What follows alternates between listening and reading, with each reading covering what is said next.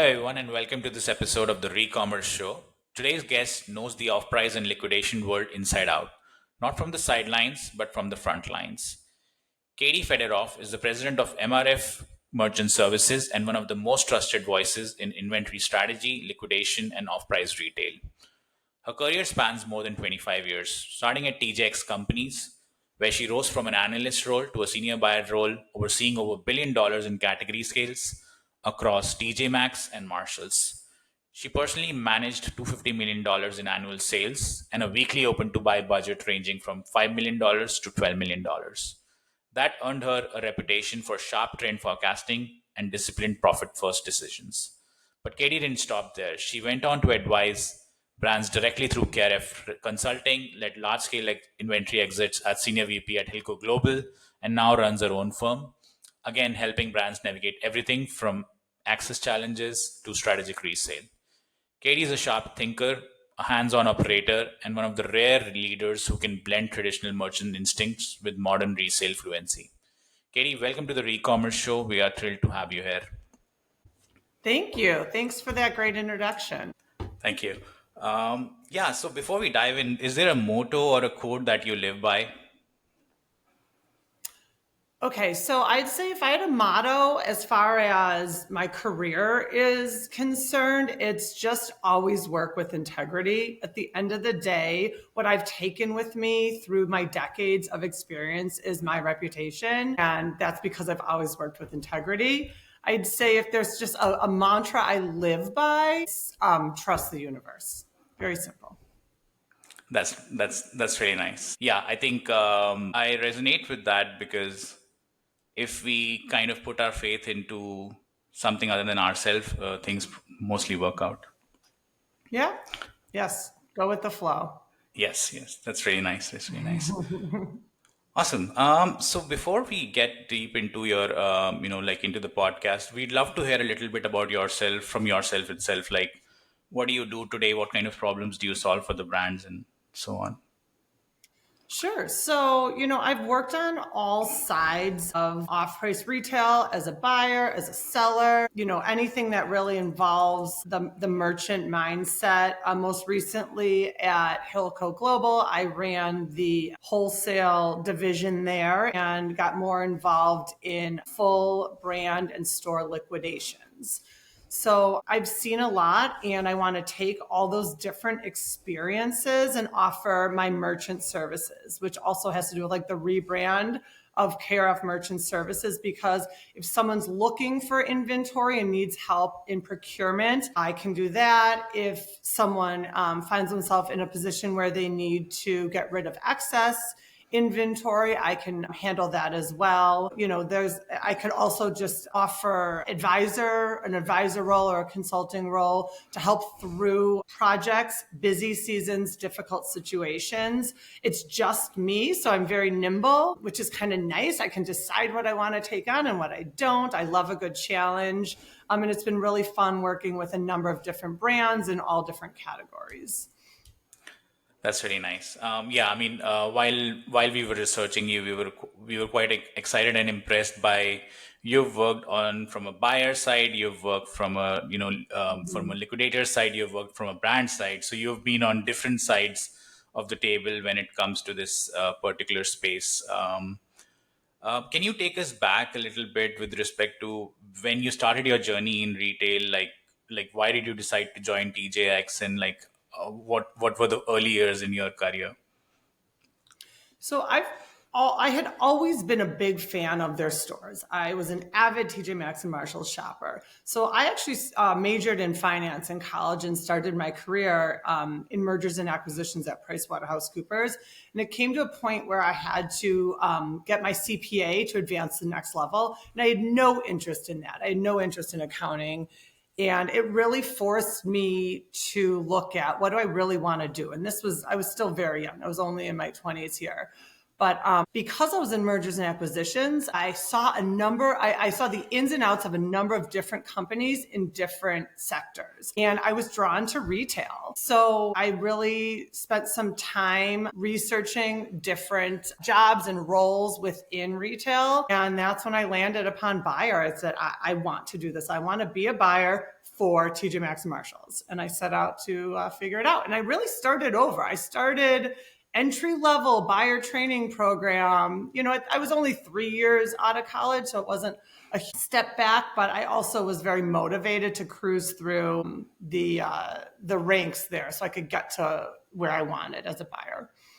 Yeah, definitely. I mean, looking at your career, you started as an analyst and then you moved on to a senior buyer role pretty fairly quickly. So I'm guessing you a lot of late nights, a lot of hard work went into kind of and a huge learning curve as well. I'm guessing during those first days. I mean, I can relate that to my early years as a professional, where you're out of college, all you have is theoretical understanding, and Yeah. sometimes it's not even in the field, the one that you're now working in, right? So like during the like Yeah, you I was obsessed. I was obsessed with learning from everyone there, with shopping the stores, shopping the competition, learning the market. I would do anything to work late, help anyone with any project because at that point in my life, and I didn't have kids yet, it was my baby. It's all I wanted to do.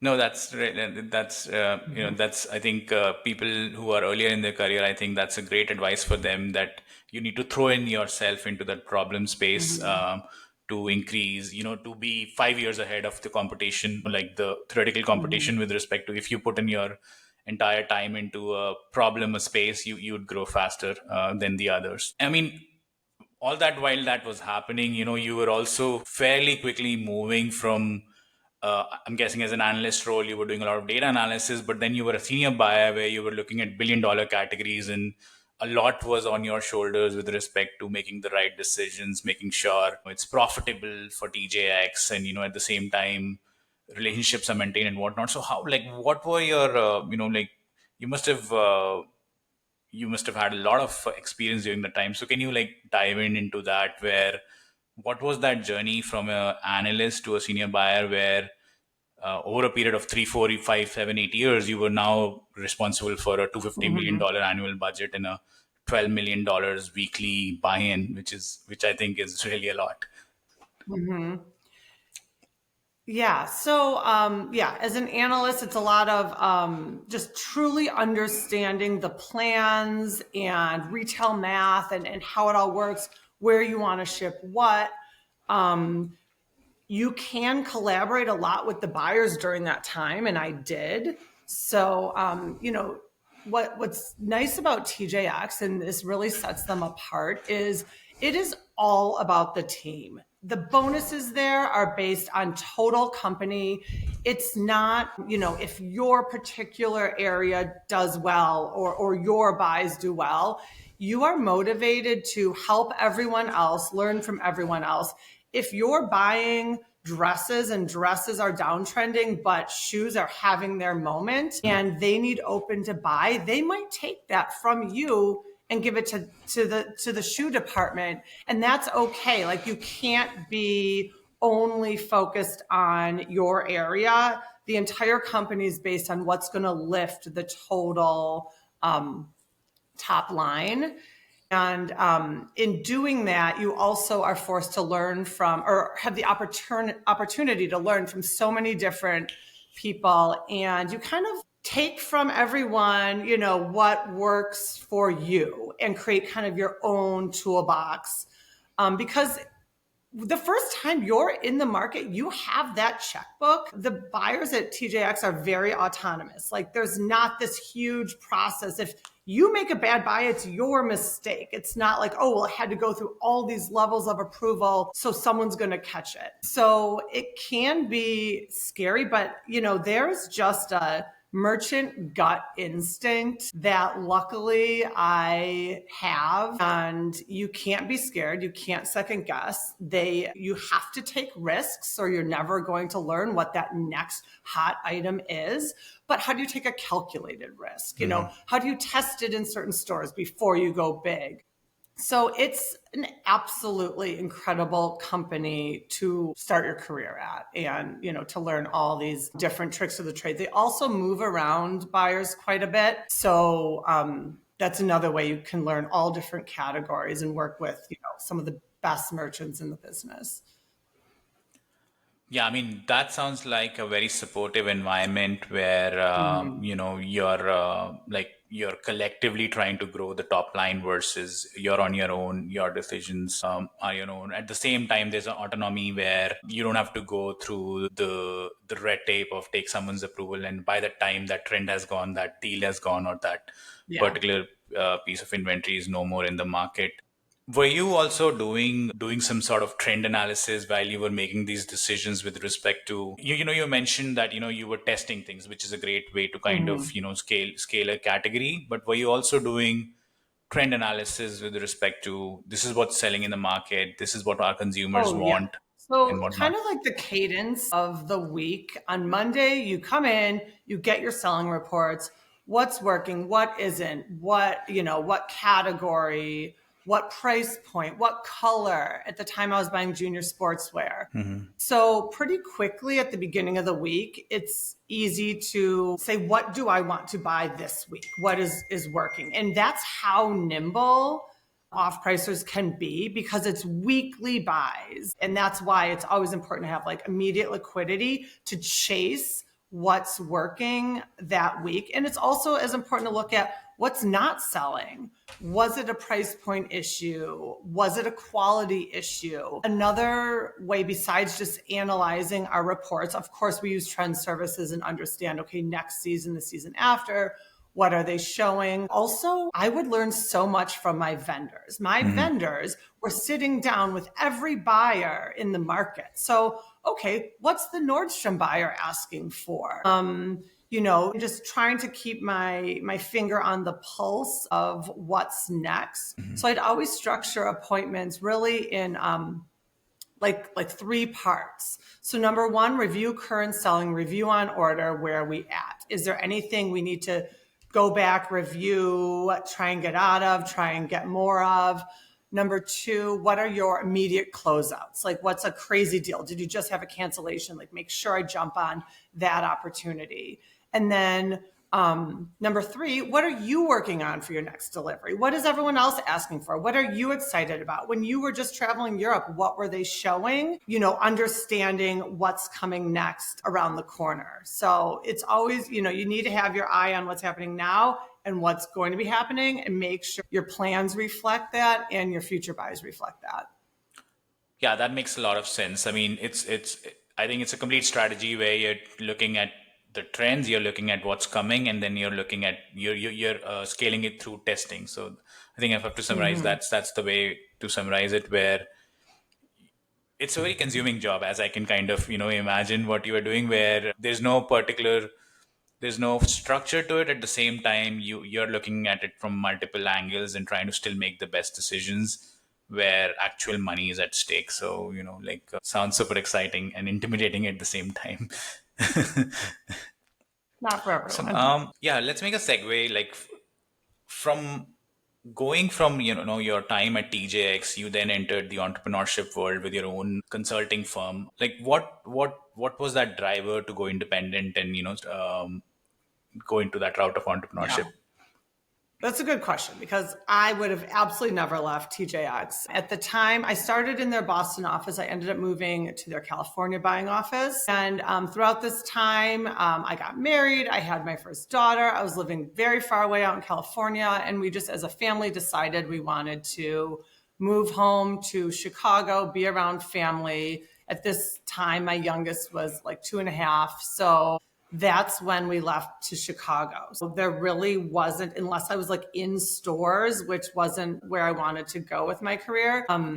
My journey with TJX was somewhat over. But that's when actually my manager at the time was moving from junior sportswear to Missy sportswear.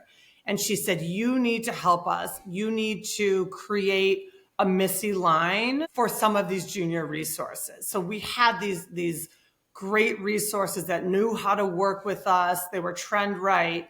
And at the time, the Missy department and the Missy market was just much more moderate, slower, not as fashionable. So our junior business, we were able to capture a lot of what we call that crossover customer, that on trend, but she is a Missy customer. She's that age, but she still wants to look cool and contemporary. So that was really the catalyst. And it was at the recommendation of TJX, like maybe you can start Missy Lines for some of these folks to help us out.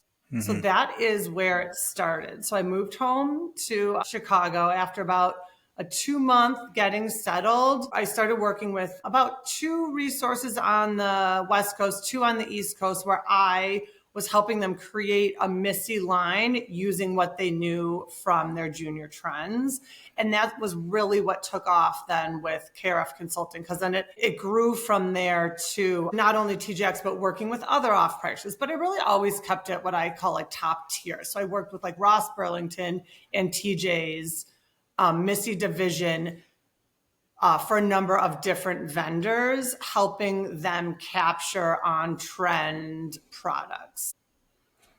Got it. Got it. So, like for my education, and I think the audience's education, like Missy line essentially is like, like when you're growing old, or like what exactly does Missy line Yeah, mean? like anyone. So junior would be in theory like a teenager. Maybe you grew out of it when you're 23, and Missy is like ladies sportswear. Got it. Got it. Sorry, yeah. So we call it Missy, but it's ladies sportswear. But at the time, there was like, what do you wear in your later 20s, these early 50s, when actually you still are going out and you want to look cool, but you're not going to fit into this like bubblegum junior, short shorts or what have you. So being able to like evolve that trend right fashion into ladies sportswear. And this was a long time ago, so it's come a long way. And there's ladies sportswear has a number of different tiers now within it, but at the time it didn't. So that was really the springboard for what I started doing.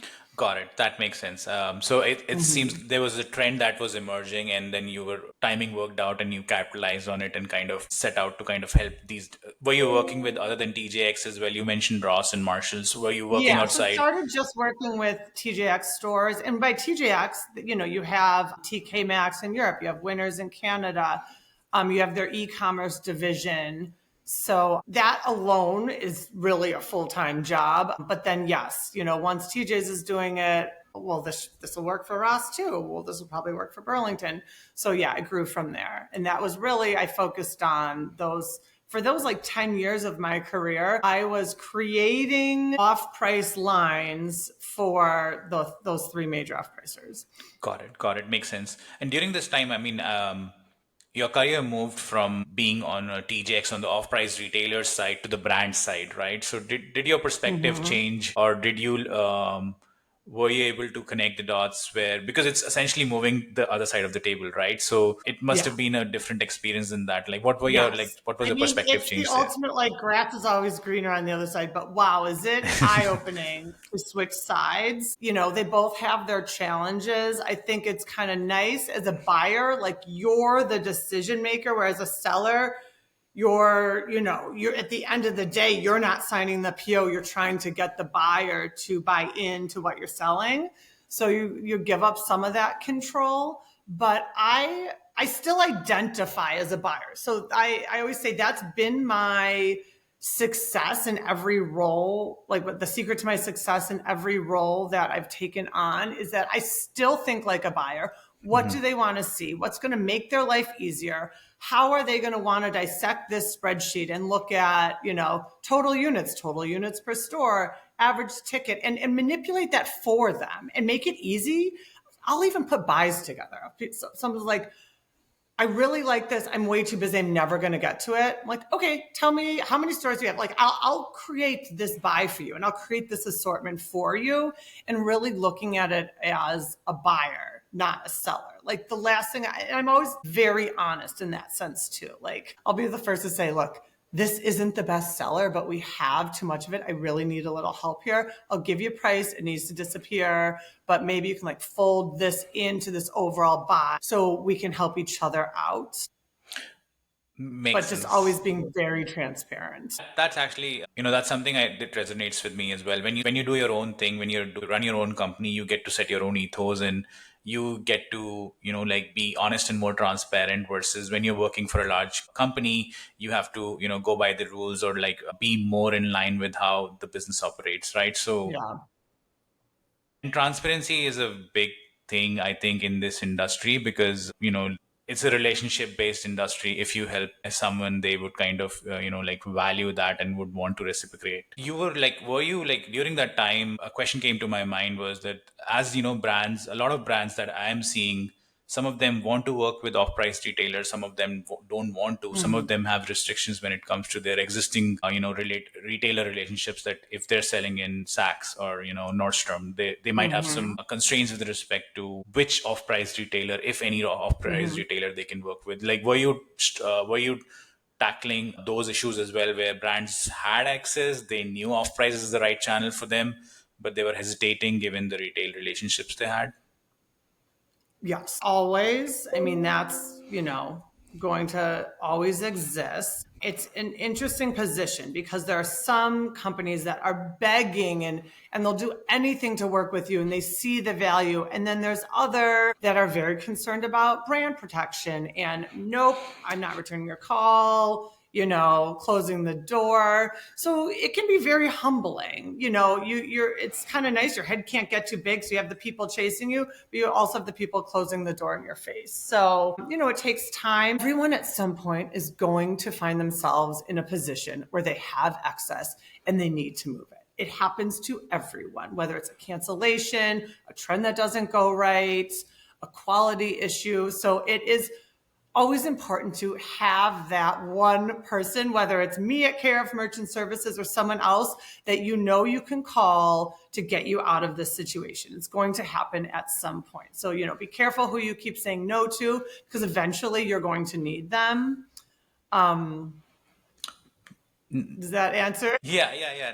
That does. I think some never want to get into dealing with their access through a more like organized way, but some definitely see value in it. And saying no is never the right strategy, because you never know when you exactly would need it Yeah. and when you'll have a cash crunch, and at that point of Yeah, time and you it would need. can get tricky. Like you asked about kind of like with different off-pricers. Someone might say, if I see your product at TJX, these orders are canceled. So you do have to, make sure if you're on the brand side, make sure it's the right move for your brand. Is Mhm. this going to hurt your business somewhere else?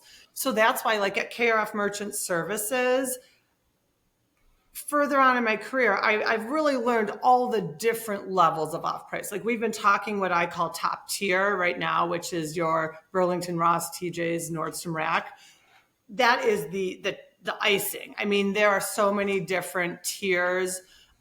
Local off pricers, exporters. So if you're a brand that you're like, I cannot have my goods show up at an off price store in the United States, okay, well, let's work on an export strategy. I work with these people and they will export it and it'll be sold in South America. So always understanding, you can work within geographic restrictions, chain restrictions. Some say, okay, this just can't be sold Walmart or, like something because they have a full line business there. So we're setting the guardrails and working within that to make sure it doesn't hurt the brand.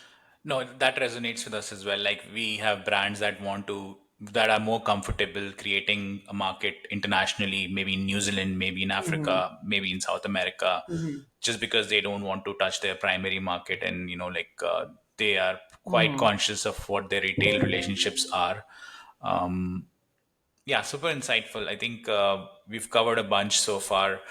From there, you made a switch again into the corporate world as a senior VP at Hilco Global. What was that shift like? Like working at TJX, running your own company for a decade, and then moving back to a corporate environment. What was that Yeah. flip like? That was a huge change. It happened. It was the very beginning of COVID. I Hmm. was not looking, but I was living in Chicago. I was traveling to New York about once or twice a month to meet with my buyers. So now New York is shut down. Some of my buyers are furloughed. Things are not happening. So it was really oh my gosh, what am I going to do now? And at this point, my kids are home. They're doing homeschool. So I was just like, okay, I'll ride out this wave. Hilco, actually, I didn't even know they existed. They're right here in Chicago.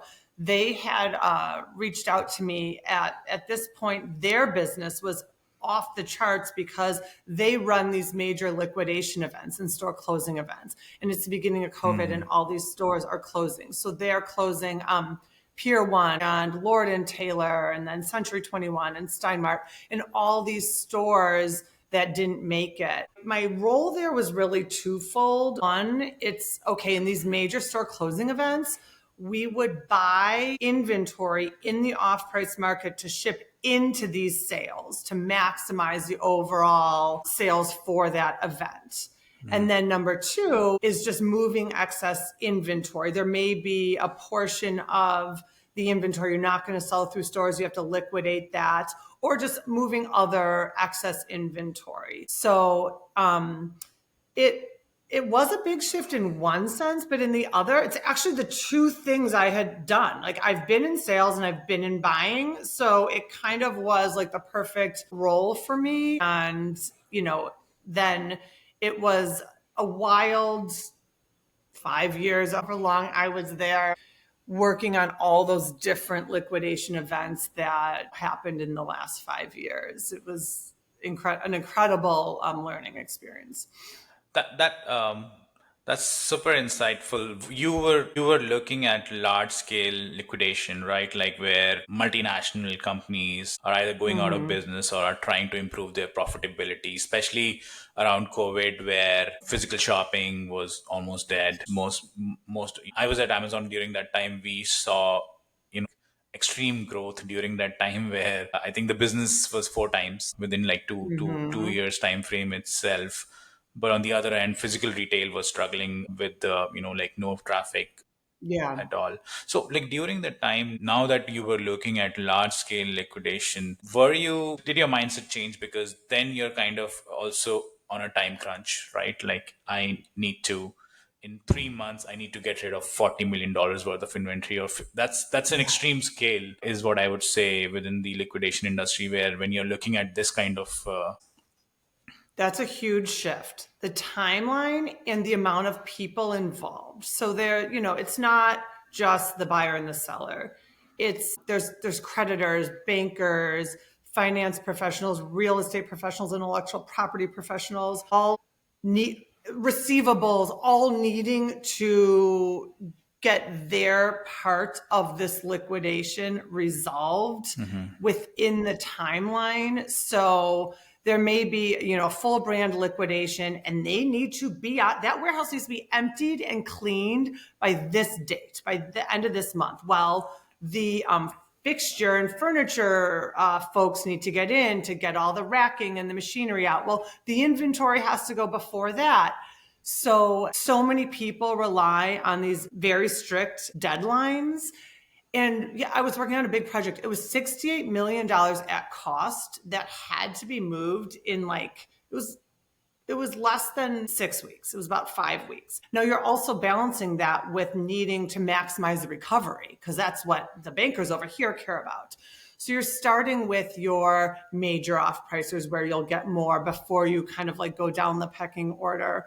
So to really go at it with a tiered structure and okay, we've exhausted this. Now we're going to move here. Now we're going to move here. But having a very solid strategy and timeline with how you're going to do that. But it's like a constant sprint. So it is very intense because you might be in the middle of that deal and another huge liquidation comes. Well, now you need part of your team over here. So how are you going to manage that? And then right when that ends, maybe you have a week to like catch your breath and another one starts. And you have no control over that timing. There's court dates, there's different rulings. Oh no, you thought this was going to start, but the can just got kicked on the road a little. So you can prepare, but then suddenly you wake up to a headline, you're like, oh my gosh, this company filed, here we go. So it's a lot. But again, it's a super dynamic environment. It's fulfilling, it's exciting, you learn a lot, but it's exhausting. Yeah, I mean, my company, Commerce Central, got involved in a similar deal where a a big retailer went out of business, and yeah, I resonate with what you're saying. It's a lot, and there's a lot of there's a lot of work. It's not as simple as here's my excess inventory, who's going to take it. You have to kind of make sure, because you're dealing with large amount of inventory, you need to find the right kind of buyers as well who can take that much inventory. Yeah. Because a large if a large business is going, like filing chapter 11 or is, like liquidating, they won't go for the smaller deals. They want the bigger players as well, so that they can get rid of it within a certain amount of time, and the pool of people that you can sell to becomes very small, Hmm. in those instances. And I mean, did you also, like, during that time, like, this is one experience that I have: when you're liquidating larger amount of inventory, your margins suffer. Like, you're literally looking more to save your operation cost, and you're going to make 5 cents on a dollar or something like that. Did you also feel where where people are liquidating Yeah. larger the amount of inventory you have, lower your margins would be? Does that resonate with you? Yeah, so I always kind of say there's three levers that kind of give and take: recovery, so how much you're going to get, speed, and brand protection. So if you're on a tight timeline and you need to move it fast, yes, recovery is going to suffer. If you are concerned about brand protection and you're insisting these goods leave the country, recovery is going to suffer. And potentially speed. If recovery is your highest concern, you want to get the most for it, okay, it's going to take longer. We're going to be very patient. We're going to like divvy it out here and there and maximize your recovery. So absolutely, in these large liquidations where you're focused on cost savings to, because you're eliminating the head count and you're getting out of leases and like solid reasons why these goods have to go, of course, recovery is going to take a hit. Yeah, makes sense. And during that time when businesses are going out, their primary like, out of these three things, I'm getting brand protection would be the least, and like. Yeah, at this point, yeah. So for a big liquidation, brand protection, they don't care because it's over. Yeah. Typically, sometimes you're working with the intellectual property team who might be selling the brand. So that makes it really interesting where, okay, then sell it. And this has happened where we work closely together and you're selling the brand to someone that ends up buying most of the inventory as well. So they can control that because they're moving forward with the brand. Makes sense. So it's like someone else has bought the brand and they want to protect the brand in order Yeah, to now take they it. don't want, they care. Someone else suddenly cares about what happens with this excess. I'm That like, makes okay, you sense. care, then buy it. That's the only way to control what happens is if you buy it. That makes sense. So they did. Yeah, I mean, I agree. Margins, speed, and brand protection. Those are the three Mhm. levers that like even exist today. Like, which people, and they are all trade-offs. If you want one of them, then the other would suffer. If you want the other Yeah. one, then the other one might suffer. And every brand has a different priority based on where they are, what they are doing with their brand, and whatnot. Yep. Awesome.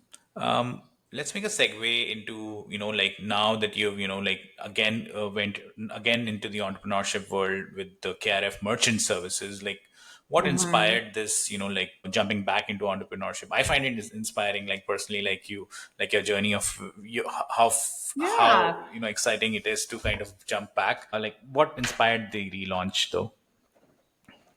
So we kind of already touched on how intense and exhausting that true liquidation environment is. So that was really the biggest piece. After 5 years, I'm a mother of three. I felt that I was giving 90% of my energy to that and I was needed elsewhere. The major catalyst at the time, not to be a downer, but my mom received a really bad cancer diagnosis and it just kind of stopped everything. I took a leave after end of life. And after that, I couldn't just dive back into that world I had been living in. So, and Hilco was awesome and understanding and willing to, do whatever it took. But I just was ready for a change. I needed to make, a change where I could control what deals I took on, who I worked with, what I worked on, the time I spent working on it. And I miss everyone I worked with. I miss having experts to rely on, having, my financial analyst to crunch the numbers and my director of operations to help with that aspect. Like now it's only me, but I'm also a lot more nimble and have to choose what I'm going to work on. And, I choose wisely, and I'm saying no a lot because it needs to, there needs to be like enough meat on the bone that it makes sense. And it's something that, here's the strategy I think we should do to move this. Do you buy into it? If not, okay, good luck. If so, awesome, let's go. So it's been great. It's been the past year. And I love working for myself again. Yeah, I mean, that sounds really exciting. Has like from your first stint in the entrepreneurship, has like what has changed like from what you were doing with KRF Consulting and what you're doing with KRF Merchant Services? Yeah. So KRF Consulting was really focused on merchandising full lines of apparel. Like I was very focused on creating apparel and selling it to off-pricers. So KRF Merchant Services now, I'm working with all different categories of product, and I'm truly focused on either procuring or selling excess inventory. So I'm not building product anymore. I'm helping either companies that are looking for specific goods that I think I can find for them, or companies get out of excess inventory that is, no longer productive. I'm also very interested in resale and secondhand and pre-loved and how that fits into this. Kind of over the last few months been my deep dive, all the new fashion tech that is absolutely propelling that industry forward. You kind of have, I went from off price to liquidation, and now I'm learning a lot more about resale. I started actually a social media handle called Recovering Fashionista, where I have vowed to buy nothing newly manufactured for a year and exploring all the different resale outlets as another space of ReCommerce. That's super exciting. We'll put that in the comments to kind of people to follow and kind of like see for themselves and learn in that Awesome. space. So like in the brands that you're working with today, like out of the three levers that we discussed, which one do you think they value the most? Are they looking for brand protection more? Are they looking for which of those levers matter the Yeah, most in so I'd today? say of what I've been working on, it's been recovery. They want the most for it. Got it. Yeah. With everything going on with tariffs and the changing environment over the last few months, it changes daily. The value of goods. If you have inventory, suddenly is that 30% more valuable because that's what you're saving by not bringing it in? So the pendulum has been like swinging kind of wildly, and, just staying focused on, are you trying to solve a problem? Are you trying to create space? That's not changing. Let's move this inventory for you.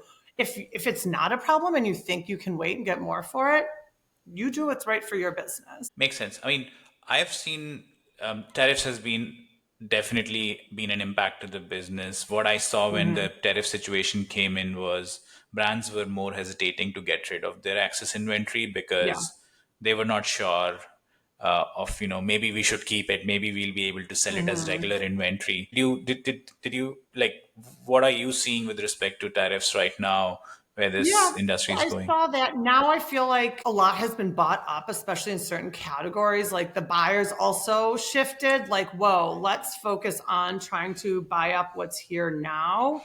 So you kind of had that happening with brands at the same time saying, ooh, I don't know, maybe we shouldn't sell this. But I do think a lot of inventory that was sitting was purchased by retailers. And now we'll have to kind of see how this plays out over the next few months. As on order, I think there's going to be big gaps in on order coming through, and the pendulum's going to shift back the other way to, oh my gosh, we need goods, there's nothing left. So it'll be a ripple effect for the next 9 months, Yeah. at least. Yeah, definitely. I mean, there would be a lot of uncertainty for sure. Like with the Yeah. tariffs first increasing, then decreasing, there's going to be a lot of bullwhip as well, where people will then feel the FOMO of that, hey, let's just get as much inventory as we can into our US warehouses or wherever their local country is. Mhm. And then if something changes, there would be a lot more surplus. So, like, Not hoping for other people to have a lot of surplus inventory, but my hypothesis is that in the next 6 months, the amount of surplus industry inventory would be much higher than usually available. Yeah, we'll see. Because then it also is like what's happening with the consumer, right? Yes. With the consumer's uncertainty. Are they going to, pump the brakes on spend? So far, business has been good. Hmm. So you're getting kind of like a lack of confidence and uncertainty, but at least in the off-price space, sales are healthy. Yeah. So Yeah, I was looking at TJX's. I think they're doing better than Target right now. I guess that's the evidence that consumers are becoming a bit more price sensitive and they're looking for better deals in general. yeah, the off price is a little protected like that, where they can thrive Yeah. when the economy is great, but they're protected as sometimes they can gain a customer, kind of, stepping down and being, more conscious of how much they spend and wanting to save money. So maybe not shopping the department store, but shopping the off price stores. Yeah, and then the trend that you were pointing to, which is the second-hand resale, I think that's booming as well, where a lot more comfortable, customers are comfortable now to buy, like return product, Yeah. second-hand products, thrift product. Those industry, I think, those industries are like, I feel like that's the next generation of. It's so exciting. I think, the younger generations have already adopted it and they're all over, Depop Mhm. and Poshmark and thrifting and Goodwill hauls Mhm. and all that. I think, kind of like my generation's a little not as into it. I never was a thrifter, Mhm. and now it's all I'm doing is buying in some way pre-loved clothes, whether it's a neighborhood consignment sale, Poshmark, an upscale consignment store, and then there's just so much technology that makes it easy. So not just like the Poshmark and the ThreadUp, but there's like Benny's an app that you can, it's like if you're looking to buy something, it's an extension where it says, actually, here's where it's available in the secondhand market Mhm. and what you can buy it at. It's crazy that you can just, it's that easy to say, okay, never mind. I'm not going to buy it here newly manufactured when I could buy it in the secondhand market for a third of the price. Yeah, definitely. And especially when you're buying fashion, where, your use is going Mhm. to be probably like, um, you know, like 15, 20 times, it kind of makes more sense to buy Yeah. pre-loved versus Yeah. new. And to focus on buying fashion that's going to stand the test of time that then you could resell. So if Hmm. you know going into it, okay, I can buy this and I'm going to be able to recover half my cost and sell it when I'm done with it in a year, it changes the whole mindset around the purchases that you make and makes shopping just more intentional, which I think is just a step in the right direction with just all the overconsumption. Yeah, definitely. So I think we've gone through your entire career, kind of brought out a lot of insights. Like I think let's touch a little bit just upon the entire overall, Mhm. industry, brands, and all the people in the ecosystem. So the question that comes to mind is, like, what kind of mistakes do brand make when it Mm. comes to liquidating their inventory? Like you've Yeah. seen a lot in your career and you continue to see, like, what is one mistake that you see brands commit a lot often? Yeah, I mean, the number one is that it's not fine wine. It's not going to get better with time. Hmm. Move on, solve this problem instead of touching it, paying to store it, moving it, reworking it, having your sales team get their eye off the ball. And instead of driving profitable sales, dealing with this problem. Like if you know you have an inventory problem, stop paying storage on it, hire someone like me to sell it so your existing team can focus on actually driving profits versus this loss that you're going to take over here. Resolve it so then you can move on and truly focus on the main engine of your business. Often when I'm dealing with like a CFO or the finance team, it gets really difficult because they're looking at, but it costs this much to make. It's like, you have to get over that. I understand. Now you're in the off price market. Now, what's the value? What's the demand? Who can take this? Who can solve this problem? Not what you paid for it. Yeah, I mean, I would agree with that. I think brands wait a lot longer than they should, just because they're waiting for a miracle that something's going to happen and this product's going to, either become more valuable than it is. But at the same time, they don't weigh in the storage cost, the operational headache, the cash tied up to that inventory, Yeah. which then can be utilized towards selling to other places. The other thing that I see is a lot of brands don't look at re-commerce or resale liquidation, I think, as part of a general channel. Just like there's a direct to consumer channel, just like there's a wholesale channel, there's a re-commerce channel that every brand needs to Hmm. consider, where I'm this is just part of my life cycle. If I'm going to buy products, if I'm going to do some forecasting in order to see what how much product do I need, there's always going to be access. So might as well plan for it better so that I can, Yep. recover more value before it's, before all the value is gone out of that product. So you kind of, if you integrate it and consider it as a channel, then it kind of becomes Yeah. better. So that's one mistake I see a lot of brands doing, where it's always an afterthought. Now it has happened, what should we do? And then it kind of Yeah. becomes like a fire sale, 3 month, 2 month kind of project needs to go as soon as possible. Yeah, absolutely. I absolutely agree with that. It could become a profit center. Yes. Closeouts can be profitable if, done at the right time to the right customer. And then, oh, you're gaining a new customer you didn't have before. What else can we feed them and create for that new customer you have? So it can, maybe it even starts off as a loss, but it can become profitable. Yeah, definitely. I mean, yeah, 100%. Like, it's a profit center where it's just it's just part of your entire Hmm. buying inventory and selling inventory. It's just that the tail end of it is always going to be less profitable, but at the same time, it needs to keep moving so that things that are more profitable are always in stock. Uh, Yep. awesome. The next section that I have is, we have touched it already on, like, the future of e-commerce and off price in general. And I know we have already Hmm. spoken about what excites. Like, I think we shared that thought where this resale, secondhand, pre-loved is Yep. emerging. But what else do you see as a accelerating trend which is going to dominate the e-commerce resale liquidation industry in the next 5 years? So I would say, just not to like overuse the buzzword with tech and AI, but it is changing the environment, the ecosystem of off price. I think so much used to be, who and needing to get into places and nurturing those relationships to truly like undercut or find all, the diamonds in the rough, so to speak.